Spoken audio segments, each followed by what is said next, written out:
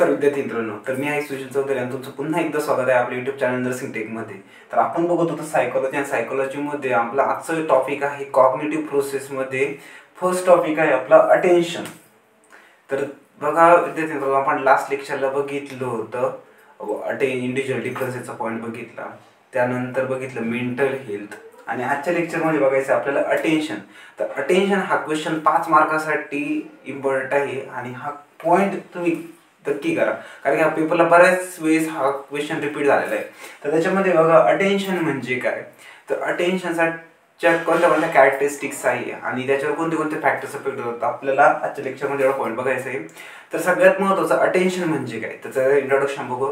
तर अटेन्शन म्हणजे काय, जे ह्युमन बिंग आहे किंवा कोणत्या पण पर्सनमध्ये जी ॲबिलिटी की तो पर्सन एखाद्या ऑब्जेक्टवर, एखाद्या पर्सनवर एखाद्या ओव्हर पिरियड ऑफ टाइमवर फोकस करू शकतो, त्या ॲबिलिटीला म्हणणार आपण अटेन्शन। ओके, तर अटेन्शनमध्ये त्याचं एक्झाम्पल आहे, जर एखादी स्मॉल गर्ल आहे तर ती रोज एक ड्रेस वेअर करते आणि एखाद्या दिवशी अचानक तिने साडी घातली किंवा साडी वेअर केली तर सगळ्यांचं अटेन्शन तिच्याकडे असणार। ओके, तर याला म्हणणार आपण अटेन्शन, किंवा ते जे अटेन्शन कॅच करणार आहे त्याला म्हणणार आहे अटेन्शन।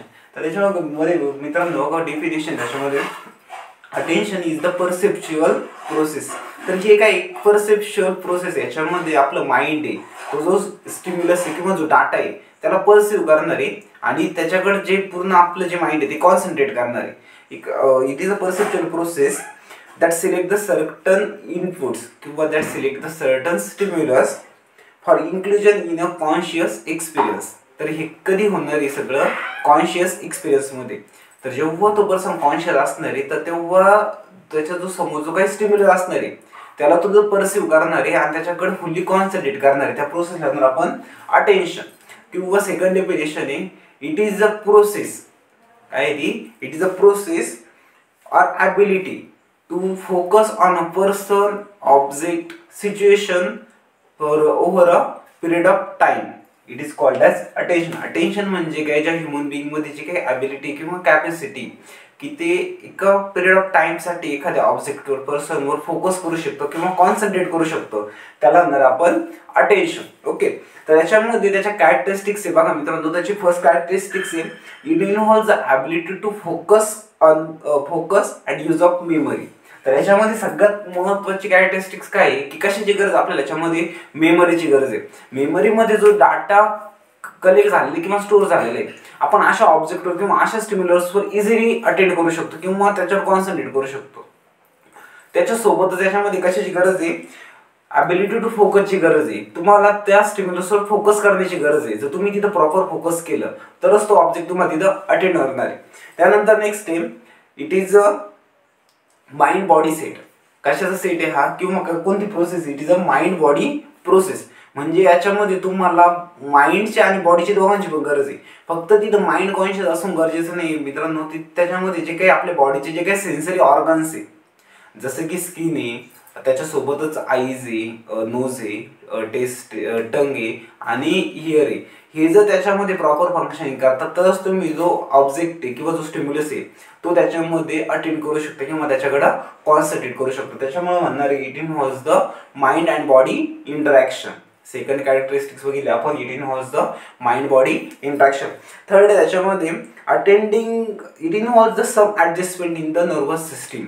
नर्वस सिस्टीममध्ये ॲडजस्टमेंट करण्याची पण गरज आहे मित्रांनो। त्याच्यामध्ये जर नॉर्मली जी नर्वस सिस्टीम त्याच्यामध्ये वर्क करणार आहे आणि त्याच्यामध्ये काही चेंजेस झाले नाही तर तुम्ही कोणत्या पण ऑब्जेक्टवर अटेंड किंवा त्याच्यावर कॉन्सन्ट्रेट करू शकत नाही।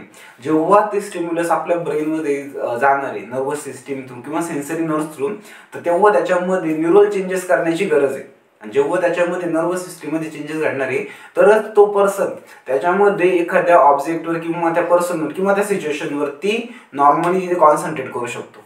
त्यानंतरची नेक्स्ट कॅरेक्टरिस्टिक्स आहे it is a increase clearness. याच्यामध्ये कशाची गरज आपल्याला, क्लिअरनेस इन्क्रीज करण्याची। त्या ऑब्जेक्टवर जेव्हा तुम्ही फोकस करणार आहे तेव्हा आपलं माइंड आहे त्याचे जे क्लिअरनेस आहे तो तिथे इन्क्रीज करणार आहे। जर त्याच्यावरती क्लिअरनेस इन्क्रीज झाला नाही आणि तो जो फीचर आहे किंवा तो स्टिम्युलस तुम्हाला ते विविड फॉर्ममध्ये सीन झाला नाही तर त्याच्यामध्ये तो पर्सन नॉर्मली त्याच्यावरती कॉन्सन्ट्रेट करू शकत नाही किंवा त्याला अटेंड करू शकत नाही। तर याला म्हणणार आपण it involves by increased clearness. Okay, तर ह्याच्यात 4 ते 5 कॅरेक्टरिस्टिक सांगितल्या. त्याच्यामध्ये जी फर्स्ट कॅरेक्टरिस्टिक सांगितलेली ती बघा परत मित्रांनो एकदा. तर त्याच्यामध्ये सांगितलेलं आहे involve the ability to focus and use of memory. तुमच्यामध्ये फोकस करण्याची किंवा कॉन्सन्ट्रेट करण्याची ॲबिलिटी असणं गरजेचं आहे. सेकंड, याच्यामध्ये मेमरीचं यूज होणार आहे. नेक्स्ट सांगितलं, next characteristics it involves the body mind interaction. जेव्हा तिथं बॉडी माइंडचं इंटरॅक्शन घडणार आहे त्याच ठिकाणी तुम्ही अटेन्शन देऊ शकता किंवा अटेंड करू शकता तो ऑब्जेक्ट. त्यानंतरची नेक्स्ट सांगितली it involves the some adjustment in the nervous system. जी नर्वस सिस्टीम आहे त्याच्यामध्ये ॲडजस्टमेंट करण्याची गरज, ॲडजस्टमेंट झाली पाहिजे. नॉर्मली ती इनव्हॉलंटरी प्रोसेस आहे आणि जर त्याच्यामध्ये ॲडजस्टमेंट किंवा चेंजेस जर झाले त्याच ठिकाणी तुम्ही तो ऑब्जेक्ट आहे तिथं अटेंड करू शकता. आणि लास्ट सांगितले, लास्ट स्टॅटिस्टिक आहे की it involves the increase clearness. त्याच्यामध्ये त्या स्टिम्युलसचा क्लिअरनेस इन्क्रीज करण्याची गरज आहे. तो क्लिअरनेस तिथे इन्क्रीज झाला तरच तुम्ही त्याच्यामध्ये प्रॉपरली अटेन्शन करू शकता किंवा अटेन देऊ शकता. त्यानंतर आहे टाइप्स ऑफ अटेन्शन. तर टाइप्स ऑफ अटेन्शन मध्ये बघा मेनली 2 टाइप्स आहेत. एक व्हॉलंटरी अटेन्शन आणि सेकंड इनव्हॉलंटरी अटेन्शन. 2 टाइप्स आहे. व्हॉलंटरी अटेन्शन म्हणजे त्याच्यामध्ये तो पर्सन फुल्ली कॉन्शियस असताना किंवा ओरिएंटेड असताना त्या ऑब्जेक्टवर किंवा त्या स्टिम्युलसवर कॉन्सन्ट्रेट करतोय, त्याला म्हणणार आहे आपण व्हॉलंटरी अटेन्शन. आणि इनव्हॉलंटरी अटेन्शन मध्ये काय असणार आहे मित्रांनो, त्याच्यामध्ये तो जो पर्सन आहे तर त्याच्यामध्ये अनकॉन्शियस फॉर्ममध्ये किंवा त्याच्यामध्ये सेमी कॉन्शियस फॉर्ममध्ये काय करतोय, तो ऑब्जेक्ट तिथे अटेंड करतोय. त्याचं फुल्ली तो तिथं ओरिएंटेड नाहीये किंवा इनव्हॉलंटरी अनविलिंगनेसने त्याच्याकडे तो फोकस करतोय, त्याला म्हणणार आपण इनव्हॉलंटरी अटेन्शन. ओके, 2 पॉईंट आहे. व्हॉलंटरी म्हणजे त्याच्यामध्ये तो फुल्ली कॉन्शियस किंवा त्याच्या विलिंगने त्याच्याकडे फोकस करतोय, त्याला आपण व्हॉलंटरी अटेन्शन. आणि सेकंड इनव्हॉलंटरी अटेन्शन मध्ये अनविलिंगनेसने किंवा तो फक्त त्याच्याकडे बघतोय, त्याचं फुल्ली त्याच्याकडे कॉन्सन्ट्रेट नाही, त्याला आपण इनव्हॉलंटरी अटेन्शन. त्याच्यानंतर आहे बघा त्याचे जे सब टाइप्स आहे त्याला आपण त्याच्यामध्ये सब टाइप्स आहे. फर्स्ट आहे फोकस्ड अटेन्शन. फोकस अटेन्शन जमिनी समजून घ्या, ज्या एखाद्या ऑब्जेक्टकडे किंवा स्टिम्युलसकडे तो पर्सन फोकस करतोय. नॉर्मली एखादा पर्टिक्युलर ऑब्जेक्ट आहे जसं की रनिंग बॉल आहे, त्याच्याकडे तो पर्सन फोकस करतोय, त्याला आपण फोकस्ड अटेन्शन. सेकंड आहे सस्टेन्ड अटेन्शन. सस्टेन्ड अटेन्शन मध्ये मित्रांनो तुम्ही त्याच्यामध्ये किंवा तो पर्सन आहे कन्सिस्टंटली एखाद्याच एक पर्टिक्युलर ऑब्जेक्टवर कॉन्सन्ट्रेट करतोय, त्याला आपण सस्टेन्ड अटेन्शन. बघा समजून घ्या, फर्स्ट सांगितलं फोकस्ड अटेन्शन. फोकस अटेन्शन मध्ये नॉर्मली तो पर्सन एखाद्या पर्टिक्युलर ऑब्जेक्टवर किंवा प्लेसवर फोकस करतोय, त्याला आपण फोकस अटेन्शन. सेकंड सांगितलं सस्टेन्ड अटेन्शन. सस्टेन्ड अटेन्शन मध्ये नॉर्मली जर एखादा पर्सन आहे तो फक्त एका पर्टिक्युलर ऑब्जेक्टवर कन्सिस्टंटली फोकस करतोय किंवा कॉन्सन्ट्रेट करतोय, त्याला आपण सस्टेन्ड अटेन्शन.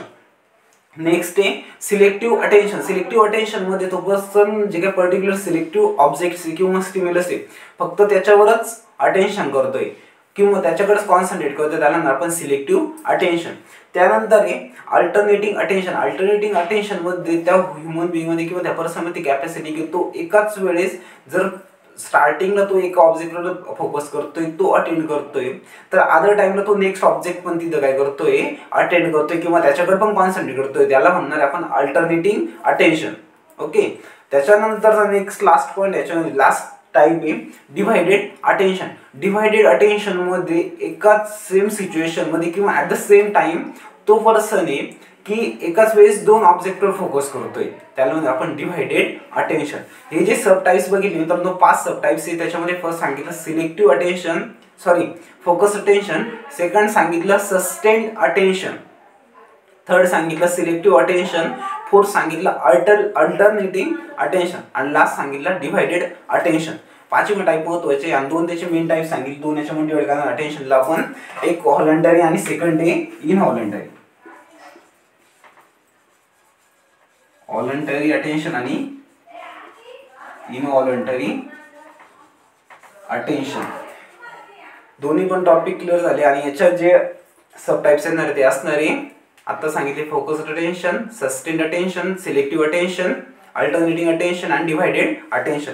याच्यानंतरचा बघा अटेन्शन कशावर डिपेंड्स आहे, तर त्याच्यावरती त्याचे जे डिटर्मिनंट्स फॅक्टर्स आहे तर त्याच्यामध्ये 2 याच्यामध्ये डिवाइड करतो आपण. तर त्याच्यामध्ये असणार मित्रांनो ते एक असणार आहे इंटरनल आणि सेकंड असणार आहे एक्सटर्नल. डिटर्मिनंट्स मध्ये बघा फर्स्ट आहे दोन याच्यामध्ये, तर डिटर्मिनंट्स कशावर डिपेंड आहे अटेन्शन, तर फर्स्ट आहे इंटरनल आणि सेकंड आहे एक्सटर्नल. तर इंटरनल मध्ये बघा इंटरनल किंवा इंडिव्हिज्युअलच्या रिलेटेड त्याला म्हणणार आपण सब्जेक्टिव्ह डिटर्मिनंट, त्यांना त्याला सब्जेक्टिव्ह, आणि एक्सटर्नलला म्हणणार आपण ऑब्जेक्टिव्ह डिटर्मिनंट. तर इंटरनली त्या पर्सन मध्ये जे काही फॅक्टर्स आहेत तर त्याच्यामध्ये फर्स्ट असणारे ऑर्गॅनिक नीड्स किंवा बायोलॉजिकल नीड्स त्याचे मोटिव्ह. सगळ्यात महत्त्वाचं बघा त्या पर्सनचे नीड्स काय आहे आणि त्याच्या ज्या काही नीड्स असणार आहे तो त्याच ऑब्जेक्टवर जास्त करून फोकस करणार आहे. फॉर एक्झाम्पल एखादा थर्स्टी पर्सन आहे ज्याला तहान लागलेली, तो मेनली पाण्याकडे काय करणार आहे फोकस करणार आहे. तर त्याचं एक्झाम्पल आहे फर्स्ट सांगितलं इंटरनल मध्ये बायोलॉजिकल नीड्स किंवा ऑर्गॅनिक नीड्स किंवा त्याचे जे काही मोटिव्स आहे त्याच्या ज्या काही नीड्स आहे त्याच्यावर तो फोकस करणार आहे. त्याचं आणखीन एक एक्झाम्पल आहे जर पेपर जवळ येत आहे तर स्टुडंट मेनली स्टडीकडे फोकस करणार आहे, ते त्याच्या बायोलॉजिकल नीड्स किंवा ऑर्गॅनिक नीड्स आहे. ओके, त्याच्यानंतरचा नेक्स्ट आहे हॅबिट. पर्सनची जी काय हॅबिट आहे, फॉर एक्झाम्पल एखादा पर्सन ड्रिंकिंग करतोय, अल्कोहोल ड्रिंकिंग करतोय, त्याला ती सवय लागलेली किंवा त्याची ती हॅबिट तयार झालेली आणि त्या हॅबिटमुळं त्याचं डेली कशाकडे फोकस करणार किंवा कशाकडे कॉन्सन्ट्रेट करणार आहे वाईनकडे किंवा अल्कोहोलकडे. त्याच्यानंतरचा नेक्स्ट पॉईंट आहे इंटरेस्ट. पर्सनचा किंवा त्या इंडिव्हिज्युअलचा ज्या गोष्टींमध्ये इंटरेस्ट आहे त्या गोष्टींकडे तो इझिली अटेन्शन देणार, त्या गोष्टींना तो इझिली अटेन्शन देणार आहे.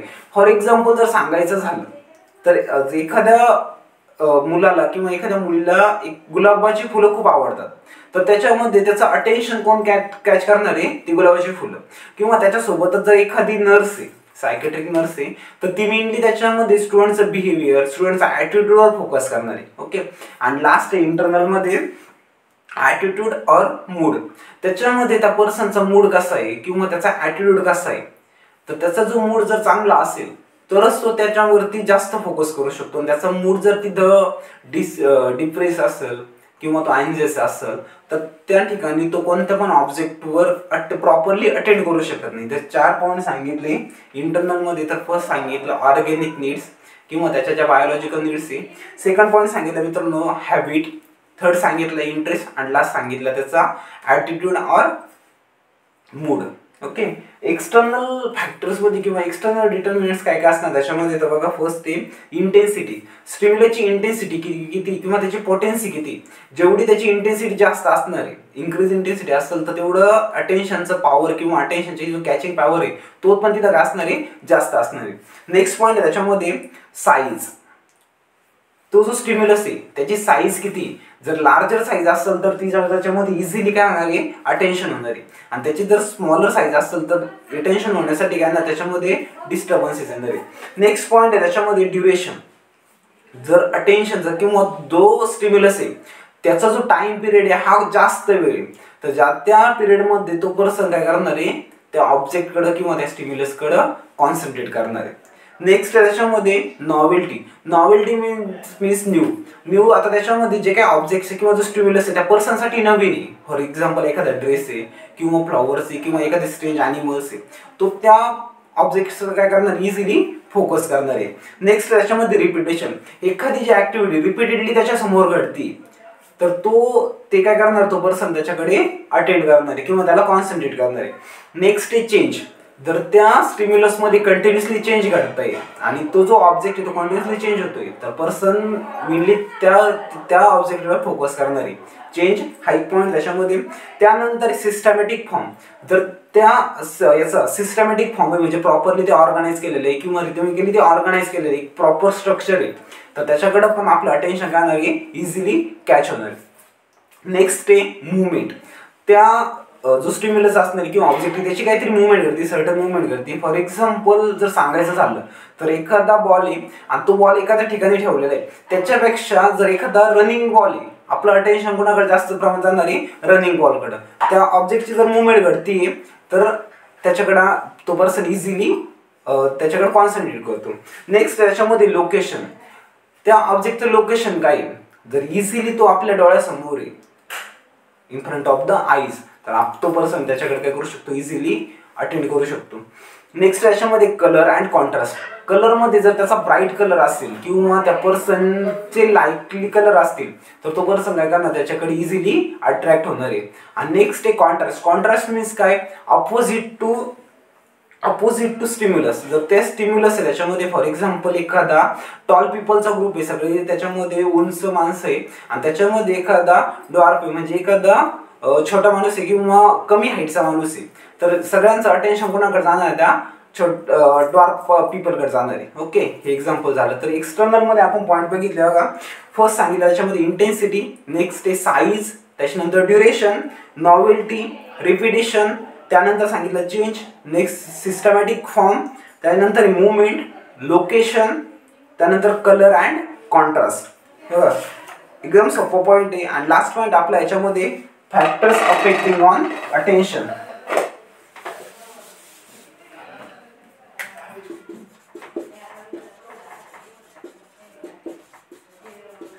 Factors affecting on attention. आता याच्यामध्ये मेनली कोणते फॅक्टर्स अटेन्शनवर अफेक्ट करतील बरं. तर त्याच्यामध्ये फर्स्ट फॅक्टर हेल्थ फॅक्टर. जर त्या पर्सनच्या तिथं हेल्थ डॅमेज आहे किंवा इलनेस प्रेझेंट आहे त्याच्या बॉडीमध्ये, फॉर एक्झाम्पल हेल्थ फॅक्टर्समध्ये जसं येणार आहे त्याच्यामध्ये व्हिज्युअल डिस्टर्बन्सेस आहे.